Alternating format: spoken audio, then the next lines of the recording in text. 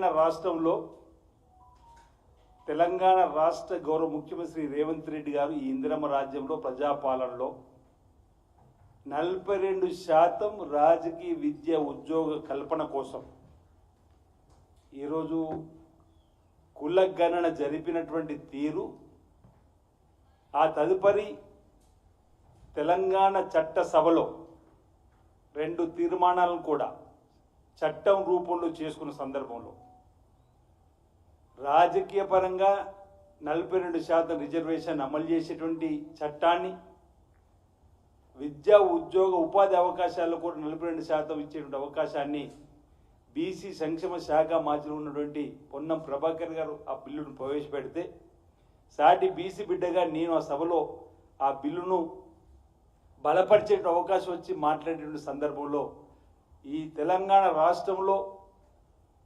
చట్టం రూపంలో 42% రిజర్వేషన్ అమలుకు ముందుకు అడుగు పడ్డ తర్వాత ఈరోజు మీరు సంవత్సరం అవుతున్నా ఎందుకు మా బీసీ బిల్లుకు మీరు ఆమోదం పొందలేదో ఈ తెలంగాణ సభలో చెప్పాల్సినటువంటి బాధ్యత మీకు ఉందని చెప్తా ఉన్నా.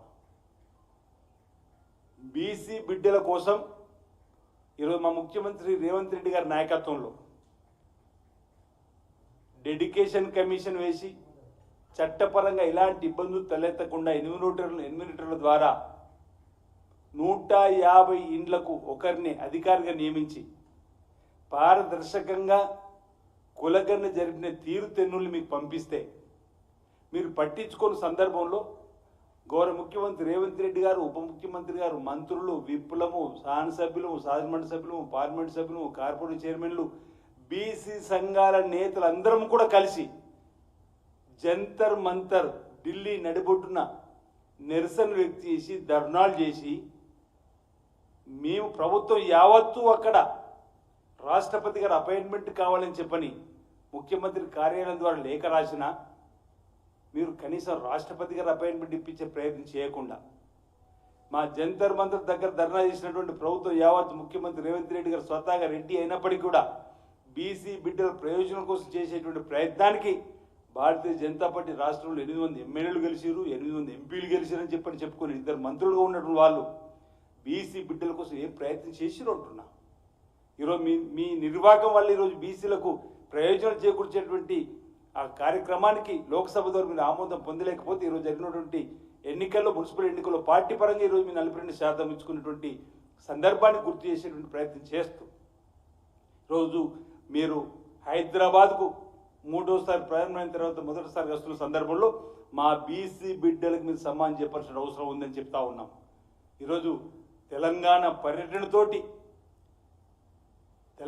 పర్యటనతో మొత్తం ఏదో భారతీయ జనతా పార్టీ వైపే ప్రజలు చూస్తారని చెప్పినటువంటి భావనలు ఇటీవల జరిగినటువంటి ఎన్నికల్లో ఆహా ఓహో అని చెప్పిన విధంగా ప్రయత్నం చేస్తే ఈ తెలంగాణ ప్రజల విజ్ఞులు ఆలోచన చేస్తారు. ఈరోజు తెలంగాణ రాష్ట్ర విభజనను నరేంద్ర మోడీ గారు పార్లమెంటు తలుపును మూసి తల్లి బిడ్డను వేరేసి తల్లిని చంపినని చెప్పినటువంటి అవేళగా మాట్లాడిన మాటలకి ఈరోజు సమానం చెప్పాల్సిన అవసరం ఉంది. తెలంగాణలో నరేంద్ర మోడీ గారు తెలంగాణ ప్రజల మనోభావాలకు వ్యతిరేకంగా భారతీయ జనతా పార్టీ ప్రవర్తన, నరేంద్ర మోదీ గారి ప్రవర్తన ప్రజలు మరవకముందే ఈరోజు మహిళా బిల్లు, తెలంగాణ దేశ పునర్విభజన అంశంలో చట్టాలు తీసుకొచ్చినప్పుడు 16, 17, 18 ఈ 3 రోజులు ప్రత్యేక సమావేశాల్లో కర్ణాటక సంబంధించిన పార్లమెంట్ సభ్యుడు తెలంగాణ విభజనను పాకిస్తాన్ విభజనతో పోల్చేటువంటి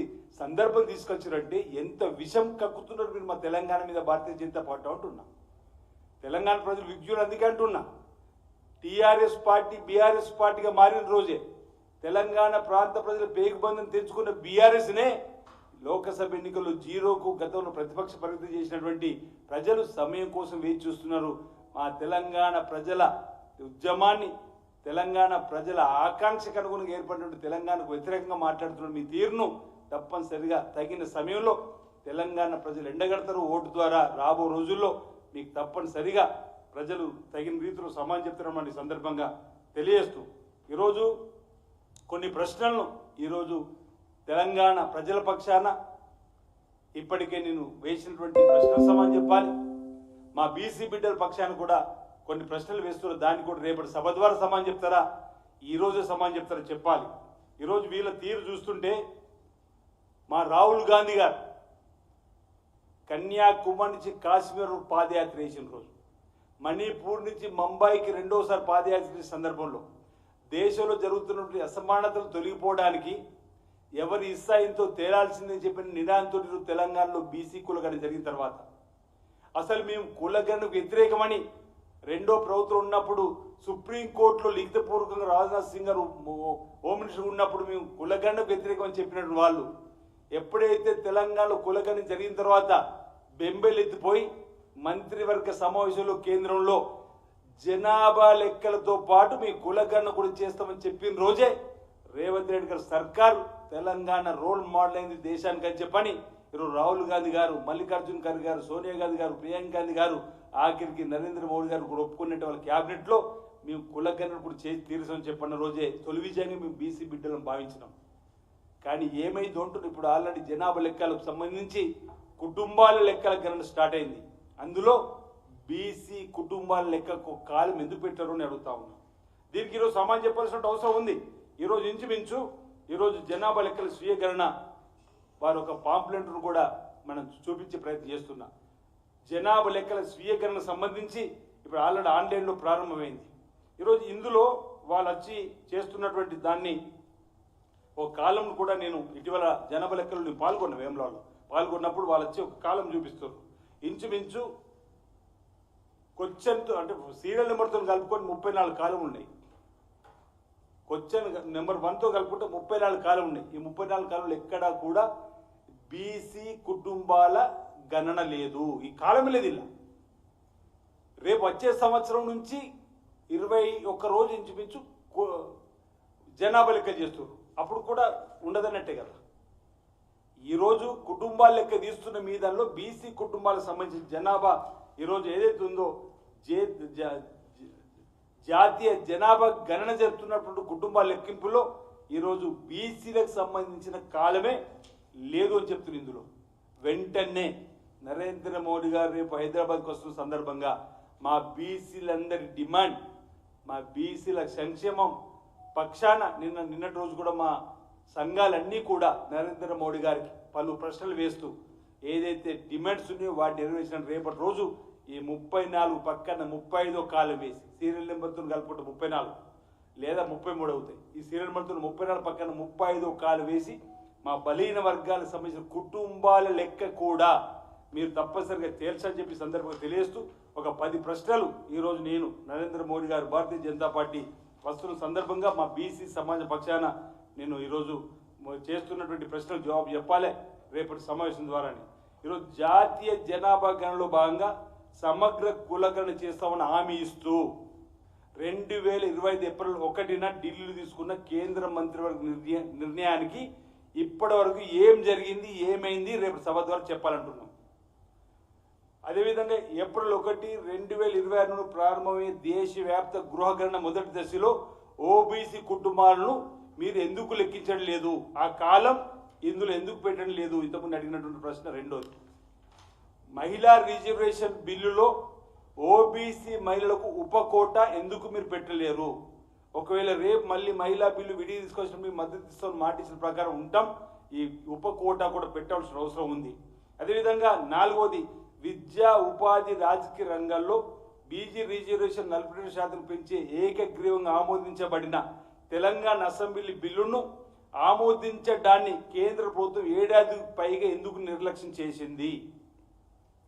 5వది, దేశవ్యాప్తంగా బీసీ, ఎస్సీ మరియు ఎస్టీ రిజర్వేషన్ ఉన్న 50% పరిమితిని ఎందుకు తొలగించడం లేదు?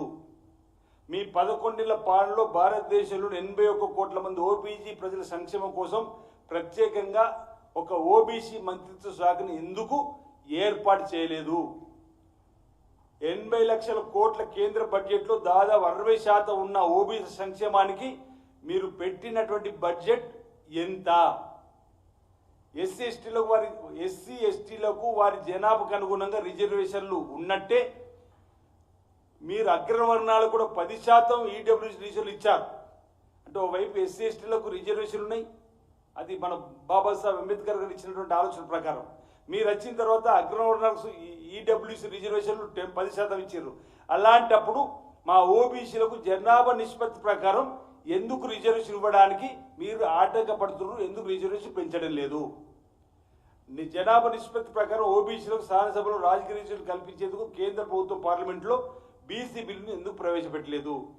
మండల్ కమిషన్ సిఫార్సులు ఇప్పటివరకు ఎందుకు పూర్తిగా అమలు చేయడం లేదు? ఈ విధంగా ఈ ప్రశ్నలన్నిటి కూడా ఈరోజు హైదరాబాద్ నడిబొడ్డున నరేంద్ర మోడీ గారు భారతీయ జనతా పార్టీ ఈరోజు ప్రధానమంత్రి హోదాలో వస్తున్న వారు సమాధానం చెప్పాల్సినటువంటి ఆవశ్యకత ఉందన్నమాట సందర్భంగా నేను తెలియజేస్తూ, ఈరోజు ఇక్కడ ఉన్నటువంటి బీసీ సమాజం అంతా కూడా భారతీయ జనతా పార్టీ యొక్క నిర్లక్ష్య వైఖరిని ఎండగడుతుందని చెప్పిన మాట సందర్భంగా నేను తెలియజేస్తా ఉన్నాను.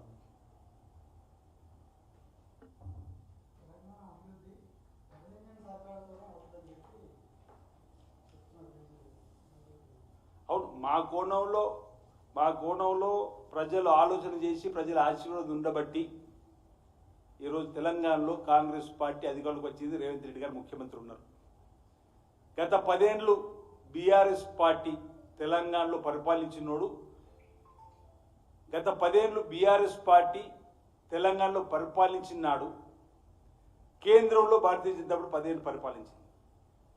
ఆనాడు అవినీతి అక్రమాలు నాణ్యతలను కట్టడాలు వారు కూడా ఆరోపణ చేసినట్టుగా ఏటీఎం అయింది కాళేశ్వరం చెప్పని వాళ్ళ దోపిడికి అడ్డుకట్ట వేయకుండా వారికి అనుకూలంగా, ఎందుకంటే గల్లీలో దోస్తీ ఢిల్లీలో చెప్పి అనదాన్ని ఆ 10 ఏళ్ళు బీఆర్ఎస్ పార్టీ పరిపాలనలో జరిగినటువంటి అవినీతి అక్రమాలకు అడ్డుకట్ట వేయకుండా వారికి ప్రోత్సహించినటువంటి బారాస ఈరోజు బీజేపీ యొక్క విధానాలను గమనించే ప్రజలు తెలంగాణలో కాంగ్రెస్ పార్టీ పట్టం కట్టిన ఇంద్రమ్మ రాజ్యం వచ్చింది. రేవంత్ రెడ్డి గారి సంక్షేమ కార్యక్రమాలు బ్రహ్మాండంగా కొనసాగుతుంది. గత ప్రభుత్వం ఇచ్చిన ఏ ఒక్క స్కీమ్ రద్దు చేయకుండా 8 లక్షల కోట్ల అప్పుల్లోకి తీసుకొని వెళ్ళినప్పటికీ గత ప్రభుత్వం ఈరోజు అనేక చక్కటి సంక్షేమ కార్యక్రమాలు అందిస్తూ ముందుకు పోతున్నప్పుడు ప్రజలందరూ కూడా అర్థం చేసుకుని ప్రభుత్వం మద్దతు ఇవ్వడం వల్ల ఈ మధ్య జరిగిన ప్రతి ఎన్నికల్లో కాంగ్రెస్ పార్టీకి చక్కటి తీర్పు వస్తుంది, ఓట్ల శాతం పెరుగుతుంది. రేపు 2029 ఎన్నికల్లో కూడా ఇదే విధంగా తప్పనిసరిగా ప్రజల ఆశీర్వాదం కాంగ్రెస్ పార్టీ పక్షాలు ఉంటుంది. బీజేపీకి ఎందుకు ఓటు వేయాలి? తెలంగాణ విభజనను అవమానించినట్టు భారతీయ జనతా పార్టీ రేపు ఓటు వేయాలన్నా? నరేంద్ర మోడీ గారు మాట్లాడిన మాటలు మీరు అందరూ చూశారు. పార్లమెంటు తలుపులు మూసి బిల్లులు పాస్ చేయించుకుని తెలంగాణకి అని చెప్పి అవైలగా మాట్లాడినటువంటి భారతీయ జనతా పార్టీకి ఎందుకు తెలంగాణ సంబంధం ప్రభుత్వం తెచ్చుకోవాలని కోరుకుంటుందో అంటున్నా. ఇటీవల కర్ణాటక సంబంధించిన పేరు ఉచ్చరించినట్టు కూడా పాకిస్తాన్తో పోల్చినటువంటి భారతీయ జనతా పార్టీ ఎందుకు తెలంగాణలో రావాలని ప్రజలు కోరుకుంటారు అంటున్నా. తెలంగాణ ప్రజల మనోభావాలు గాయపరిచే విధంగా మాట్లాడినటువంటి వాళ్ళు రేపు సభ ద్వారా తెలంగాణ సభ ముందు క్షమాపణ చెప్పండి. ఆ తర్వాత ప్రభుత్వం కొరకు ఆలోచిస్తారు. ఈరోజు డబుల్ ఇంజన్ సర్కార్ అనేటువంటి ఆలోచన ఇప్పటికే మీరు దక్షిణ తెలంగాణకు చేస్తున్నటువంటి అన్యాయాన్ని, చేయబోతున్న అన్యాయాన్ని, పునరుద్ధరించే ద్వారా మాకు జరుగుతున్న అన్యాయాన్ని మా ముఖ్యమంత్రి రేవంత్ రెడ్డి గారు ప్రజల కళ్ళకు కట్టినట్టు చెప్పడం వల్ల ఈరోజు కేరళలో కాంగ్రెస్ పార్టీ వచ్చింది. దక్షిణ తెలంగాణలో మీరు మెల్లిమెల్లిగా కనుమరుగవుతున్న తీరు. 3వ రాష్ట్రం ఈరోజు తెలంగాణ, కర్ణాటక, ఈరోజు కేరళలో కూడా 3వ రాష్ట్రం. ఈరోజు మీకు తమిళనాడులో కూడా మీరు ఏం లేదు పొత్తు పెట్టుకున్న కాడు కూడా మీకేం రాని సందర్భం. తప్పనిసరిగా దక్షిణ తెలంగాణలో ఉన్నటువంటి వ్యతిరేకత మొదలైనటువంటిది ఉత్తర భారతంలో కూడా వెళ్తుంది. మీరు 2029 లోక్సభ ఎన్నికలు ఇప్పటికే ఆప్కా బార్ 400 అన్నారు. మొన్నటి ఎన్నికలు 2024 2040కే పరిమితమైంది. ఇప్పుడు ప్రజలు గమనిస్తారు. 3వసారి మీ ప్రభుత్వంలో ఉన్నటువంటి వ్యతిరేకత ప్రజలకు ఏం చేయని అంశాన్ని కూడా గమనించి వచ్చే ఎన్నికల్లో కేంద్రంలో కాంగ్రెస్ ప్రభుత్వం వస్తుంది, తెలంగాణలో యథావిధంగా రేవంత్ రెడ్డి గారి సర్కార్ వస్తుంది. అంటే అప్పుడు డబుల్ ఇంజన్ సర్కార్ కాంగ్రెస్ అవుతుంది తప్ప మీది కాదన్నమాట సందర్భంగా చెప్తా ఉన్నా. బీజేపీకి ప్రజలలో తెలంగాణలో ఏమాత్రం స్థానం లేదు. తెలంగాణలో అసలు స్పేసే లేదు, రాజకీయ శూన్యత అనేది లేదు. అలాంటప్పుడు భారతీయ జనతా పార్టీకి అధికారానికి వస్తుందని చెప్పని ఎందుకు వాళ్ళ కళలు కనడం భ్రమనే తప్ప వాళ్ళ ఆలోచన. ఎందుకంటే వాళ్ళకి 8 ఎమ్మెల్యేలు ఇచ్చిన, 8 ఎంపీలు ఇచ్చిన. ఇంతకుముందు చెప్పిన మా బీసీ బిడ్డలు 42% రిజర్వేషన్ ఇవ్వలే. పునరుద్ధరించిన చట్టంలో ఉన్నటువంటి వాటిని మీరు అమలు చేయలేరు. తీరా తెలంగాణ ఏర్పాటునే ఈరోజు మీరు అవేళంగా మాట్లాడుతూ విమర్శిస్తున్నటువంటి తీరు. తెలంగాణకి ఏమరో ఒరగబెట్టిన మీరని చెప్పి మీకు అధికారులు దేవాలని చెప్పని ప్రజలు ఆలోచించే సమయంలో ఈరోజు ఇందిరమ్మ రాజ్యంలో వాళ్ళ ఆశలకు అనుగుణంగా ఈరోజు రైతు ప్రయోజనాలు, కార్మికుల ప్రయోజనాలు, ఈరోజు యువకుల ప్రయోజనాలు, నిరుద్యోగుల ప్రయోజనాలు, మహిళా ప్రయోజనాలు, అన్ని వర్గాల ప్రయోజనాలు ఈరోజు ఈ ఇందిరమ్మ రాజ్యంలో తీరుస్తున్నటువంటి ఈ ప్రభుత్వానికి ఆశీర్వాదం మళ్ళీ దొరుకుతుంది. ఈరోజు కాంగ్రెస్ పార్టీ మంచి మెజార్టీతోటి తెలంగాణలో తిరిగి అధికారంలోకి వస్తుంది. ఈరోజు కాంగ్రెస్ పార్టీ మంచి మెజార్టీతోటి తెలంగాణలో తిరిగి అధికారంలోకి వస్తుంది. ఇక్కడ బీఆర్ఎస్కు బీజేపీకి స్థానం లేదు. బీఆర్ఎస్ బీజేపీ ఒకటని ప్రజలకు అర్థమైపోయింది. వీళ్ళు ఎన్ని కుప్పిగంతులు వేసినా, బీఆర్ఎస్ బీజేపీ వీధి కొట్లాటలు ఎన్ని చేసినా రేపు ఇద్దరు కలిసే మళ్ళీ పనిచేస్తారు, వాళ్ళిద్దరు కలిసే పోతారని చెప్పి ప్రజలలో ఉంది. కాబట్టి వారికి స్థానం తెలంగాణ లేదని నేను గంటాపతంగా చెప్పగలుగుతున్నా.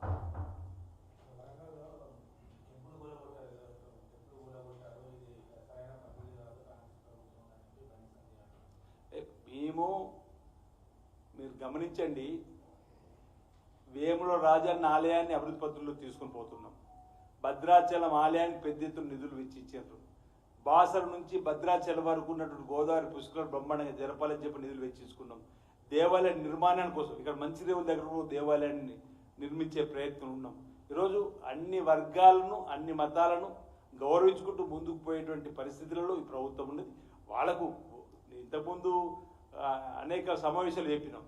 మతాన్ని అడ్డు పెట్టుకొని ప్రాంతీయ భాష రాష్ట్రాలుగా విడదీసి రాజకీయ ప్రయోజనం పొందాలనుకుంటున్నది వాళ్ళు. ప్రజలు విజ్ఞులు, ప్రజలు ఆలోచన చేస్తూనే ఇక్కడ కాంగ్రెస్ పార్టీకి అవకాశం ఇచ్చారని చెప్పిన మాట చెప్పిన. తప్పనిసరిగా మేము ప్రతి నిత్యం ప్రజలలో ఉంటున్నాం. అన్ని వర్గాల ప్రజల గౌరవాన్ని కాబట్టి ముందుకు పోతున్నాం. కాబట్టి తప్పనిసరిగా భారతీయ జనతా పార్టీ ప్రజలు తెలంగాణలో వాళ్ళు ఎన్ని మాటలు, ఎన్ని మభ్యపెట్టే మాటలు, ఎంత మోచేతికి బెల్లం పెట్టి అరచేతులు వైకుంఠం చూపి ప్రయత్నం చేసినా ప్రజలు విశ్వసించారని చెప్పి చెప్పగలుగుతున్నాం. లేదు, కరీంనగర్లో జరిగినటువంటి ఆ దొంగతనం పైన గౌరవ ముఖ్యమంత్రి రేవంత్ రెడ్డి గారి ఆదేశాల ప్రకారం పోలీసులు పలు బృందాలుగా మరి గాలింపు జరుపుతూ ఉన్నారు. దోషుల పైన కఠిన చర్యలు తీసుకునే విధంగా ప్రయత్నం జరుగుతుంది. ఆ దొంగలను మరి ముఖాల ఆధారంగా దొరకబట్టే ప్రయత్నం చేస్తున్నాం. ఆధునిక సాంకేతిక కూడా దృష్టిలో పెట్టే ప్రయత్నం చేస్తున్నాం. ఈరోజు గన్ కల్చర్ అనేది మీ ఆల్రెడీ ఈ రాష్ట్రంలో పబ్ కల్చర్ ఈరోజు ఏదైతే ఉందో గంజాయిత రాష్ట్రంగా మా క్లబ్ కల్చర్ ఉండకూడదని చెప్పనేది చేసిన ప్రయత్నంలో భాగంగా గన్ కల్చర్ కూడా మేము వ్యతిరేకము. ఇతర రాష్ట్రాల నుంచి వచ్చిన అంతరాష్ట్ర దొంగలుగా మేము భావిస్తూ ఉన్నాం. వారిపైన కఠిన చర్యలు తీసుకుంటాం. ఈగల్ అనేటువంటి ఒక పోలీసులో ఉన్నటువంటి ఒక సంస్థను బలోపేతం చేసే ప్రయత్నం కూడా చేస్తున్నాం. ఆ రోజు కూడా జరిగిన దొంగతనం పోలీసులకు సమాచారం అందిన 6 నిమిషాల్లోనే అక్కడికి వెళ్ళారు. అంటే వాళ్ళు సమాచారం ఇచ్చారు, వీళ్ళకి సమాచారం అందింది, అక్కడ ఘటన జరిగిన 11 నిమిషం. అంటే పోలీసు సమాచారం అందిన 6 నిమిషాల్లోనే సంఘటన స్థానాలకు వెళ్ళడం జరిగింది. భరోసాని ఇవ్వడానికి కోసం మేము ప్రయత్నం చేస్తూ ఉన్నాం. ఆసుపత్రుల వారిని కూడా మేము పరామర్శించడం జరిగింది. వారికి ఏం కావద్దని ఆ భగవంతుని కోరుకోవడం జరిగింది. వారు కూడా కోలుకుంటున్నారు. మేలైనటువంటి వైద్యాన్ని కూడా నిలిచేయాలని చెప్పి డాక్టర్లకు చెప్పడం జరిగింది. ఈ కల్చర్ మంచిది కాదనేటువంటి భావనలో ఈ ప్రభుత్వం ఉక్కుపాదం అవుతుంది. ఎంతటి పెద్ద నేరస్తులైనా తప్పనిసరిగా వారిని అదుపులోకి తీసుకుంటామని చెప్పి చట్టపరంగా వారిని చర్య తీసుకుంటామని చదువు తెలియజేస్తా ఉన్నా.